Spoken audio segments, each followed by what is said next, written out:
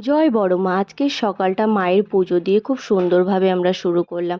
কল্যাণী থেকে ট্রেন ধরে আমরা চলে গেছিলাম নৈহাটিতে বড় মাকে পুজো দেব বলে। বড় মার মন্দিরে পৌঁছে গেছি। আজকে আমরা বাড়ির সবাই মিলে এসেছিলাম পুজো দিতে। আজকে যেহেতু বৃহস্পতিবার ছিল, মন্দিরে কিন্তু ভিড়টা অনেকটাই কম ছিল। শনি মঙ্গলবার মন্দিরে তুলনামূলক ভিড়টা একটু বেশিই থাকে। এই তো আমরা কথা বলতে বলতে মন্দিরের ভেতরেও পৌঁছে গেছি। দেখো, ভিড়টা আজকে অনেকটাই কম ছিল। আমি কিন্তু এত কাছে থেকেও এই প্রথমবার মায়ের পুজো দিচ্ছি। আর আজকের পুজোটা এত সুন্দর হয়েছে, এত কাছে থেকে মাকে দর্শন করব আমি ভাবতেই পারিনি। আমি এর আগে অনেকের কাছে অনেকবার শুনেছি যে মায়ের চোখের দিকে তাকালে নাকি চোখে জল চলে আসে।